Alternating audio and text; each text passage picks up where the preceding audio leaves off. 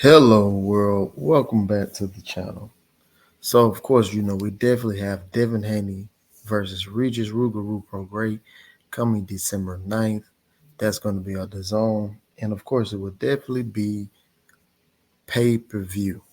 Now, of course, it's been a lot of turmoil with this fight, a lot of back and forth with the camps, a lot of back and forth with the fans, things of that nature. Now, you would think that Regis Prograis is definitely a hot commodity because of the hate that Devin Haney gets now.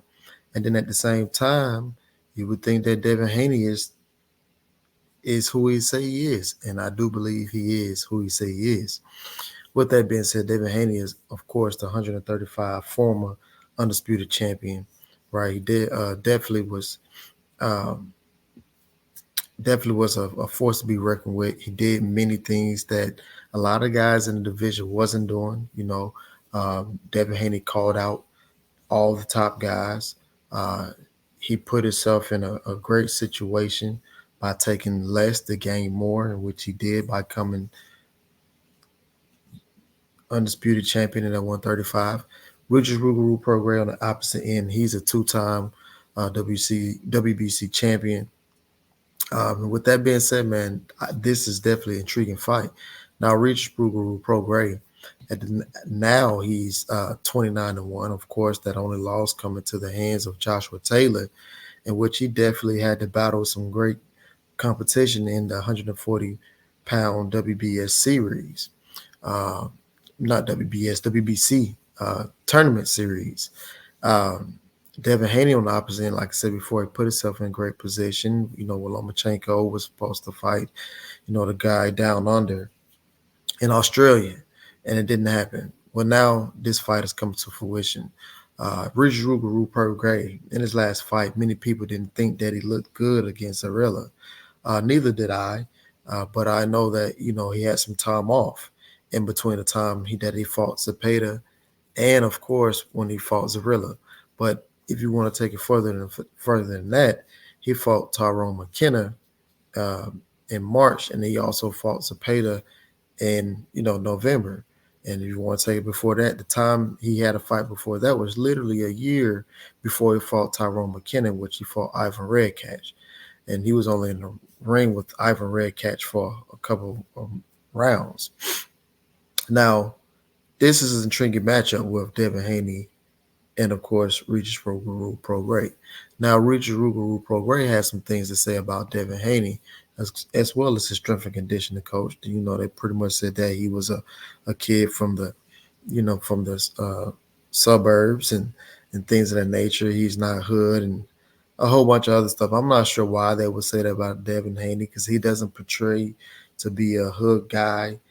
He doesn't come off that way.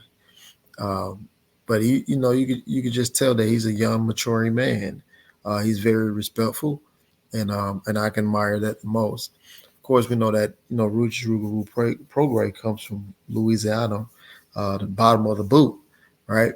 And he's been through some things, right? But not every story or every person in boxing has a rough and rugged background or a rough and rugged story, right? Regis Prograis, of course, he did an interview with Last Stand podcast with Brian Custer, and he said some interesting things. When Brian Custer asked him about, Devin Haney, he said, I'm going to stop him. Said people are saying Haney's a defensive master. He's not a defensive master. He gets hit with flush with a lot of shots. Now, to a certain extent, that is, a bit true, but at the same time, it's not true because and the reason why I say that is because Devin Haney has been out in the ring and put on beautiful performances. I can remember when he fought Linares, the first 8 or 9 rounds, he didn't even get touched, and he was putting on a beautiful, massive performance.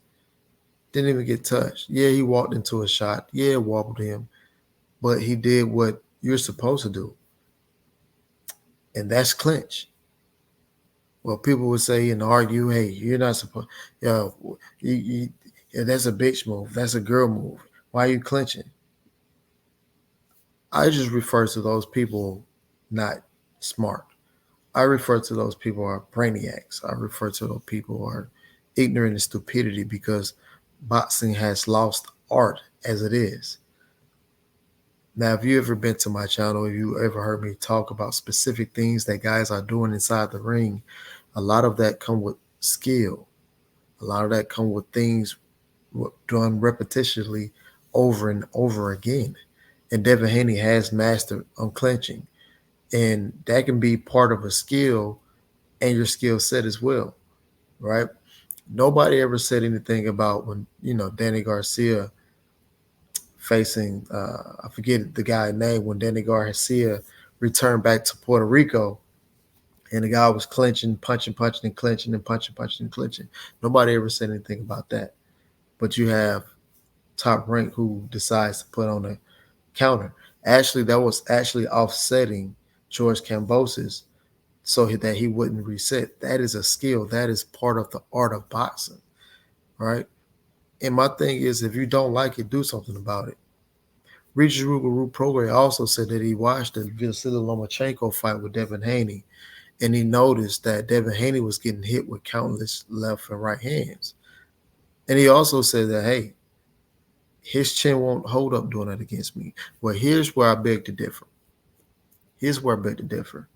For every shot, if you go back and watch the fight with Vasily Lomachenko and Devin Haney, and you put it in slow motion, for every shot that Devin Haney, for Vasily Lomachenko threw, Devin Haney threw back that plus more. Not only did he throw back that plus more, he also came forward, in which you never really seen many guys do against Vasily Lomachenko. He wasn't giving Vasily Lomachenko room to get off his shots on angles. And so Devin Haney was going forward, keeping him on his back foot. Did he come forward some during the fight? Yeah, he did come forward some during the fight, right? You can't take that away from Vasily Lomachenko. But I must admit that Devin Haney did a great job, and that was a great game plan that he followed and was instructed by his father. That was a hell of a game plan because many people have fought for Vasily Lomachenko and went backwards and went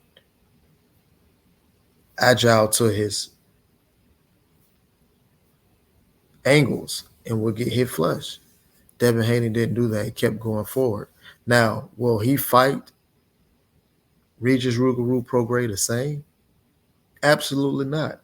If you hear Devin Haney talk during the press conference, one of the biggest things he kept saying is, you don't have any feet. Hey, man, get this guy some new feet. Regis Prograis now, he don't have the worst feet, but he's not always on the balls of his toes, ready on go. Does he have power? Absolutely. He does. We've seen that. But you have to be an imbecile to believe that Devin Haney is going to stand in front of Regis Prograis. Now, he talks about that Devin Haney don't have power. Well, here's the case that I've always seen. If Devin Haney doesn't have any power, why don't you see guys walking him down? Why don't you see guys walking towards him? I can't name one opponent who was walking him down or walking towards him. Now, Vasily Lomachenko came forward because he was trying to press the issue, but you saw ultimately what happened. You can see what happened to his face after the fight as well, right? But Regis Prograis also stated this. He said, he's never been hit by nobody like me. I'm a real 140 pounder. I have power in both hands. I definitely feel like I'm going to stop him for sure. Now, there's been other boxers, professional fighters, who've all said that they believe that Devin Haney wins the fight. They believe that Devin Haney is going to box circles around Regis Prograis. Now I have to believe that Devin Haney definitely is the better boxer. He may not be the bigger puncher, but what I will say is this. We don't know to what extent Devin Haney power will be at 140. If you ask me, I believe it will be more efficient. It will be more thudding at the 140-pound division simply because of this. I believe that when Devin Haney cuts weight, he was cutting muscle. If you ever seen Devin Haney in person, he's not a small guy by any means necessary. So I believe that he's been cutting muscle, and that's one of the reasons why he haven't had flourishing or great knockouts at 135 pounds. The same thing I said about another fighter that we all know of, Montana Love. Now he fought at 130, he fought at 135, but you didn't really see his power. Now there was many guys who sparred him and said, "Hey, the kid can really punch." There's been many guys who can tell me that. But when he was fighting at 130, 135, you didn't see that. But all of a sudden, he comes to 140, two straight knockouts in a row. And even in the fight that he lost, he scored a knockdown in that fight as well. So I'm basically saying that, hey, I believe that Montana Love was cutting muscle as well. And now that he's fighting at 140, it's definitely evident that the power is there that everybody else has been talking about. So this is definitely exciting to me. This is going to be a good fight between Devin Haney and Regis Prograis. Regis Prograis, he shares the same birthday as me, so he's definitely one of my fellow Aquarians. Devin Haney, his father Bill Haney, has always been nothing but respect with those two gentlemen, and I'm just looking for a great fight.